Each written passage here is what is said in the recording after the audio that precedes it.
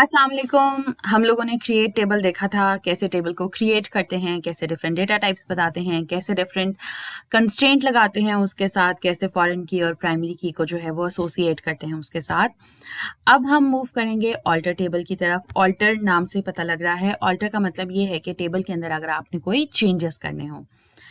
अव्वल तो ये रिकमेंड किया जाता है कि आपकी R&D इतनी आपका R&D में जो आर वाला पोर्शन है, यानी R&D में रिसर्च एंड डेवलपमेंट में जो रिसर्च वाला पोर्शन है वो प्रॉपर होना चाहिए, और आप कोशिश करें कि आपको टेबल में कोई चेंजेस ना करने पड़े।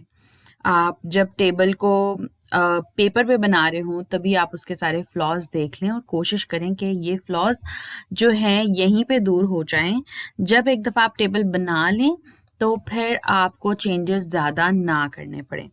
अगर आपने डेटाबेस अगर एक बना लिया तो, बट स्टिल अगर ऐसा करना पड़ जाए तो आपके पास ऑप्शंस हैं।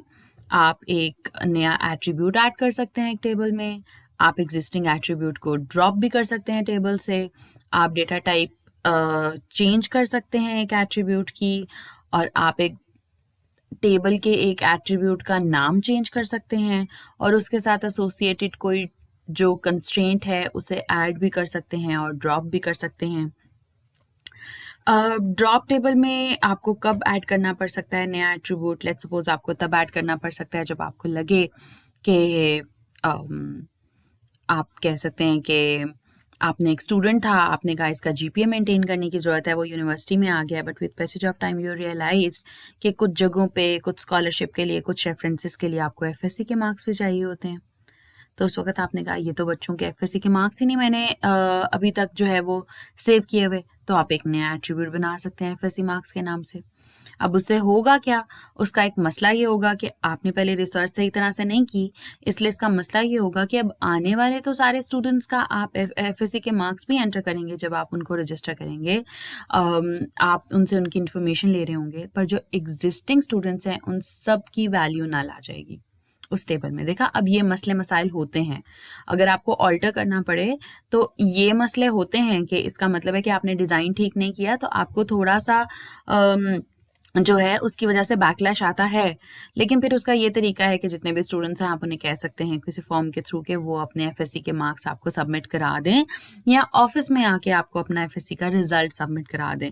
ऑब्वियसली वो ओवरहेड आया ना काम का बगैर वजह के, क्योंकि आपने पहले शुरू में ये एट्रीब्यूट ऐड नहीं किया था, but at least you can do that. Drop करने के लिए भी यही हो सकता है, जैसे फॉर एग्जांपल आपने स्टूडेंट्स का जो है ना वो लेट्स सपोज आप कहते हैं कि एक उनका घर का नंबर भी सेव किया हुआ है, लोकल नंबर भी सेव किया हुआ है, उनका पर्सनल नंबर भी सेव किया हुआ है, उनके फादर का नंबर भी सेव किया हुआ है, तो with passage of time you realise कि आपको इतने सारे नंबर सेव करने की ज़रूरत नहीं है। समहाउ कुछ स्टूडेंट्स ने अपना और अपने फादर का और अपने घर का एक ही नंबर दिया होगा, ज़रूरी नहीं है सबके पास लैंडलाइन हो, तो आपको उसे ड्रॉप भी करना पड़ सकता है कि मतलब आप कहें कि एक रख लेते हैं कि गार्डियन नंबर दे दो और एक अपना नंबर दे दो, इतने सारे नंबर स्टूडेंट्स के सेव करने की ज़रूरत नहीं है, तो आपको हो सकता है कोई ड्रॉप करना पड़े एग्जिस्टिंग एट्रीब्यूट। डेटा टाइप भी आप चेंज कर सकते हैं, फिर वही बात है, उसमें भी मसले आ सकते हैं। डेटा टाइप कैसे चेंज कर सकते हैं? ऐसे चेंज कर सकते हैं कि लेट्स सपोज आप पहले स्टूडेंट का रोल नंबर इंटीजर में सेव कर रहे हो और 1 2 3 4 सेव कर रहे हो, but with passage of time you realise कि इससे तो पता ही नहीं लगता वो कंप्यूटर साइंस का है, ये सॉफ्टवेयर इंजीनियरिंग का है, तो आप कहते हैं चलो इसे कैरेक्टर में चेंज कर देते हैं। अब अगर आप ये वाला काम करेंगे तो आपका पहले से जो सारा डेटा पड़ा हुआ है सारे स्टूडेंट्स का, आपको उसके साथ कुछ ना कुछ तो करना पड़ेगा to match that data type now. और चूंकि आपने उसके साथ BS और BScs और BSSE को जो था वो अटैच नहीं किया था, तो उसके लिए भी कोई ना कोई कारीगरी आपको करनी पड़ेगी। सो आप ये काम कर सकते हैं, बट उसके पे ओवरहेड्स होते हैं कि आपके पास एग्जिस्टिंग जो डेटा है उसको कैसे मैनिपुलेट करके उसके बराबर करना है, ठीक है। और नाम आप चेंज कर सकते हैं एट्रीब्यूट का, ये तो ठीक ही है ना, मतलब आपने पहले नाम रख दिया था फादर्स कॉन्टैक्ट नंबर, और फिर आपको पता लगा कि कुछ लोगों के लेट्स सपोज जैसे फादर्स हैं वो अब्रॉड हैं तो वो अपनी मदर का नंबर देंगे, अपने गार्डियन का नंबर देंगे, तो आपने उसे गार्डियन फ़ोन नंबर के या कॉन्टैक्ट नंबर के साथ जो है ना वो चेंज कर दिया उसका नाम। आप नई कंस्ट्रेंट्स को ऐड भी कर सकते हैं, ड्रॉप भी कर सकते हैं। फॉर एग्जांपल आपने कहा कि जो एड्रेस होता है वो तो 2 लोगों का सेम नहीं होना चाहिए, 2 स्टूडेंट्स का, लेकिन बाद में पता लगा दोनों बहन भाइयों ने एडमिशन ले लिया, या 2 कजिन्स ने एडमिशन ले लिया जिनका एक जैसा एड्रेस है, तो पहले आपने उसके ऊपर यूनिक की कंस्ट्रेंट लगाई हुई थी, बट देन यू रियलाइज्ड कि इसको ड्रॉप करना पड़ेगा। क्यों? क्योंकि 2 लोगों का एक जैसा रोल नंबर, एक जैसा जो एड्रेस है वो हो सकता है। तो इस तरह की चीज़ें हैं जो जिसकी वजह से आपको ऑल्टर टेबल करना पड़ सकता है। जी, अब आते हैं ऐड और ड्रॉप एट्रीब्यूट, यानी टेबल में एक नया कॉलम ऐड करना। पहले देख लेते हैं ऐड कैसे करते हैं, ऑल्टर की कमांड कैसे लिखते हैं। लेकिन उससे पहले ये देख लेते हैं कि जब जैसे आप नया टेबल बना रहे होते हो तो आप उसके साथ कोई ना कोई कंस्ट्रेंट्स भी लगा रहे होते हो, लेकिन जो आपके पास ऐड वाली चीज़ है ना, उसके साथ आप नॉट नल की कंस्ट्रेंट नहीं लगा सकते हो। क्यों नहीं लगा सकते हो? इसलिए क्योंकि जैसे ही आप एक नया एट्रीब्यूट ऐड करोगे तो जितने टपल्स ऑलरेडी होंगे उस टेबल में, उनमें भी ज़ाहिर है ये वाला एट्रीब्यूट ऐड होगा, और चूंकि उसकी कोई वैल्यू ऑलरेडी एग्जिस्ट नहीं करती तो वहाँ पे नल आ जाएगा। इसलिए आप नॉट नल की जो कंस्ट्रेंट है वो आप एटलीस्ट अब नहीं लगा सकते हो इस एट्रीब्यूट के साथ। हाँ, ये कर सकते हो कि पहले सबका डेटा कंप्लीट कर लो और उसके बाद ऑल्टर करके एक नई कंस्ट्रेंट ऐड कर लेना। वो भी हम देखेंगे कि ऐड कैसे करते हैं कंस्ट्रेंट। सो लेट्स सपोज हमने एम्प्लॉय के टेबल में जॉब के नाम से ऐड करना था कि लेट्स सपोज अगर वो कहीं और भी जॉब करते हैं तो हम उनका डेटा अपने पास रख लें। तो हम कैसे कर सकते हैं? Alter table. Alter table is basically the syntax table को ऑल्टर करने के लिए। ऑल्टर टेबल कि हमने टेबल में कुछ चेंजेस लेके आनी है। कौन से वाले टेबल में? टेबल का नाम क्या है? एम्प्लॉय। एम्प्लॉय में क्या करना है? हमने ऐड करना है एक नया एट्रीब्यूट, यानी ऐड जॉब के नाम से एक नया एट्रीब्यूट ऐड करें जिसकी डेटा टाइप ये है। डेटा टाइप बताना जरूरी होती है, कंस्ट्रेंट बेशक ना भी लगाएं लेकिन एटलीस्ट आपको डेटा टाइप बतानी पड़ती है। इस तरह से आप ऐड कर सकते हैं। अब आप इसके साथ और भी सारी रिस्ट्रिक्शंस लगा सकते हैं। आप बता सकते हैं अगर ये फॉरेन की है तो वो भी ऐड कर सकते हैं, कंस्ट्रेंट ऐड कर सकते हैं, सीधा यहाँ पे भी लिख सकते हैं। वो बहुत सारे डिफरेंट तरीके हो सकते हैं, but this is the simplest way to add a new attribute in your table. अच्छा, इसी तरह से देख लेते हैं कि अगर आपने ड्रॉप करना हो तो ड्रॉप कैसे कर सकते हैं एक attribute. Same syntax, alter table. Table में ऑल्टरेशन करनी है। कौन से वाले टेबल में? एम्प्लॉय टेबल में। क्या करना है? जैसे ऐड एक सिंटैक्स है वैसे ही ड्रॉप है, ड्रॉप कर दें जॉब को। और जॉब क्या है? बेसिकली आपका एक एट्रीब्यूट है जिसे आप ड्रॉप करने के लिए कह रहे हैं। अच्छा, एक और चीज़ ये है कि आप एट्रीब्यूट की पोजीशन भी सेट कर सकते हैं।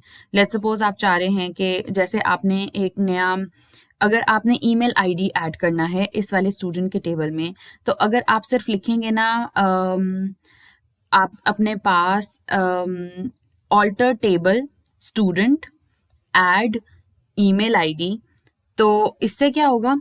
इससे ये होगा कि आपके पास सबसे लास्ट में यहाँ पे ईमेल आईडी आ जाएगा, ठीक है। लेकिन हम चाहते हैं कि ईमेल आईडी स्टार्ट में आए। लेट्स सपोज हम चाहते हैं कि हमारे सिस्टम में ईमेल आईडी स्टार्ट में आए, तो हम क्या करेंगे? Alter table student add email ID, और जब हम ईमेल आईडी को ऐड कर रहे हैं तो हम उसके साथ फर्स्ट लिख देते हैं। फर्स्ट का क्या मतलब है? कि वो सबसे शुरू में आ जाएगा यहाँ पे, ठीक है। अब हमें लग रहा है नहीं, सबसे शुरू में भी नहीं आना चाहिए था, SID के बाद आना चाहिए था। तो हमने क्या किया? हमने पहले ड्रॉप किया स्टूडेंट के टेबल में से ईमेल को, और उसके बाद दोबारा एट्रीब्यूट बनाया, क्योंकि अभी हम डिजाइनिंग फेज में है ना। तो हमने कहा alter table student add email varying character after SID। So 3 चीजें हो गई। कौन कौन सी?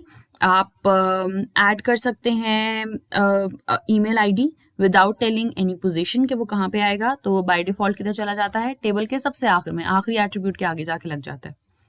अगर आप उसके साथ फर्स्ट का कीवर्ड इस्तेमाल करते हैं तो वो सबसे स्टार्ट में आ जाता है। और अगर आप चाहते हैं कि वो कहीं दरमियान में आ जाए, जैसे नाम के बाद आ जाए या SID के बाद आ जाए, तो आप आफ्टर का कीवर्ड इस्तेमाल करते हैं और आफ्टर के साथ आप वो वाला एट्रीब्यूट बता देते हैं जिसके बाद आप चाहते हैं कि नया जो आपके पास एट्रीब्यूट है वो उसकी पोजीशन वो होनी चाहिए, ठीक है।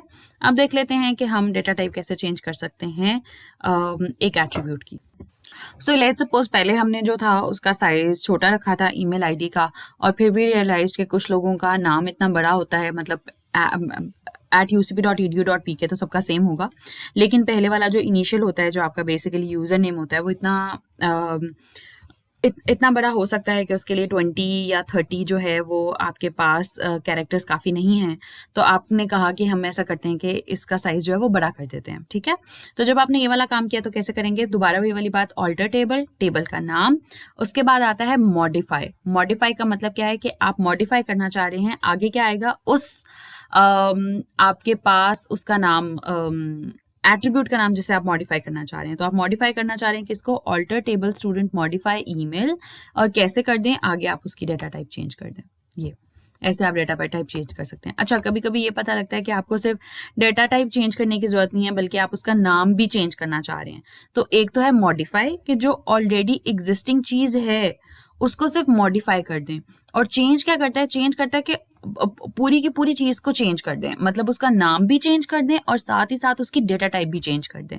जैसे कि आपके पास ये आ गया, alter table student change email, email को चेंज कर दें। कैसे चेंज कर दें, उसका अब नया नाम रख दें ईमेल एड्रेस, और साथ ही साथ वेरिंग कैरेक्टर जो है वो आपके पास क्या आ गया, 100। अब आपने क्या किया था, पहले मॉडिफाई किया था ईमेल को ही मॉडिफाई करके उसमें जो चेंजेस करने थे कर दिए। अब आपने चेंज कर दिया है ईमेल को, किसके साथ, ईमेल एड्रेस के साथ, यानी नाम भी चेंज कर दिया और उसके साथ साथ आप उसकी जो डेटा टाइप चेंज करना चाहते हैं वो भी कर सकते हैं, ठीक है। तो दो चीजें हो गई, जब आपने डेटा टाइप चेंज करनी होती है तो खाली डेटा टाइप चेंज करने के लिए मॉडिफाई, और अगर डेटा टाइप के साथ आपको लग रहा हो कि नाम भी चेंज करने की जरूरत है तो आप क्या करते हैं, चेंज का जो है वो यूज करते हैं सिंटैक्स। इसी तरह से आप क्या कर सकते हैं, मॉडिफाई के थ्रू, जब मतलब आपने नाम चेंज ना करना हो, सिर्फ आपने एक एट्रीब्यूट को मॉडिफाई करना हो, तो जैसे आप उसकी डेटा टाइप को चेंज कर सकते हैं, वैसे आप उसके साथ डिफरेंट जो आपके पास कंस्ट्रेंट्स हैं वो भी ऐड कर सकते हैं। फॉर एग्जांपल, आपने उसके साथ एक कंस्ट्रेंट नहीं लगाई है कि वो नल वैल्यू नहीं होनी चाहिए, आपने उसके साथ एक कंस्ट्रेंट नहीं लगाई है कि डिफ़ॉल्ट वैल्यू जो है वो लाहौर रख दो। अब ये क्या होगा कि अगर आपने अभी अभी एक नई कंस्ट्रेंट लगाई है नॉट नल, तो इसका मतलब है कि ऑलरेडी जितनी भी वैल्यूज़ होंगी जहाँ पे नॉट नल होगा वो आपको ये वाला काम नहीं करने देगा, वो आपको एरर दे देगा कि मैं नॉट नल की कंस्ट्रेंट नहीं लगा सकता हूँ क्योंकि ऑलरेडी कुछ टपल्स हैं जिसमें वैल्यू नल है। तो आप साथ ही क्या करते हैं, आप साथ ही उसे एक डिफ़ॉल्ट वैल्यू दे देते हैं लाहौर की, कि मतलब आज के बाद तो हम कोशिश करेंगे कि नल वैल्यू ना लें, बट लेट सपोज अगर हमारे डेटाबेस में कोई एड्रेस में वैल्यू नहीं है जहाँ पे, वहाँ पे लाहौर लिख दो, और उसके बाद जो है ये नॉट नल की कंस्ट्रेंट जो है वो अप्रूव होगी, क्योंकि आपने पहले से मौजूद जो नल वैल्यूज हैं उनमें लाहौर रखवा दिया है।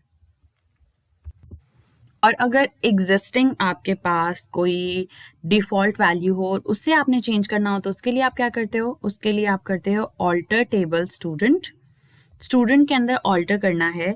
अब देखिए, मॉडिफाई का मतलब ये था कि आपने कोई नई चीज़ ऐड करनी थी, ऑल्टर का मतलब ये है कि ऑलरेडी एग्जिस्टिंग चीज़ में चेंजेस करने हैं।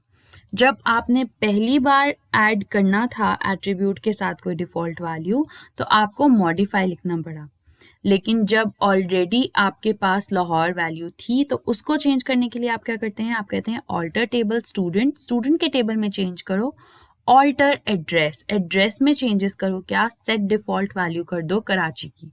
मैं आप लोगों के साथ अभी इसके साथ एक डॉक्यूमेंट भी शेयर करूंगी, उस डॉक्यूमेंट में डिटेल में ये सारे सिंटैक्सेस हैं, परेशान होने की ज़रूरत नहीं है, जैसे जैसे आप लोग वो करते जाएंगे, प्रैक्टिस करते जाएंगे, आप लोगों को आसान लगने लग जाएगा।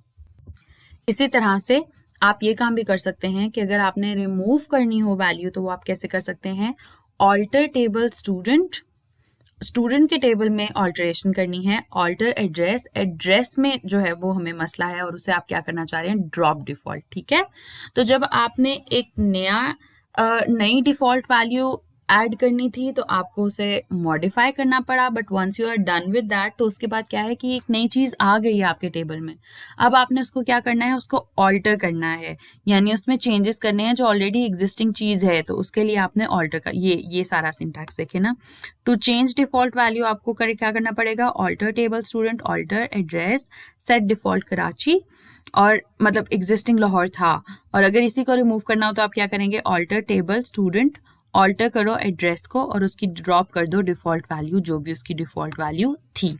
इसी तरह से आप क्या कर सकते हैं, आप टेबल का नाम भी रीनेम कर सकते हैं, आप स्टूडेंट के जैसे alter table student rename to is the syntax, और उसके बाद आप उसका नाम दे दें। मतलब ऑल्टर टेबल के साथ पहले वो वाला नाम जो ऑलरेडी उसका एग्जिस्टिंग है, और रीनेम टू के साथ आप वो नाम रख दें जो आप रखना चाह रहे हैं। ये कुछ सिंटैक्सेस थे जो आप यूज़ कर सकते हैं। ऑल्दो मैं दोबारा यही रिकमेंड करूँगी, आप टेबल बनाएं इतना बेहतर कि आपको ये चेंजेस ना करने पड़े।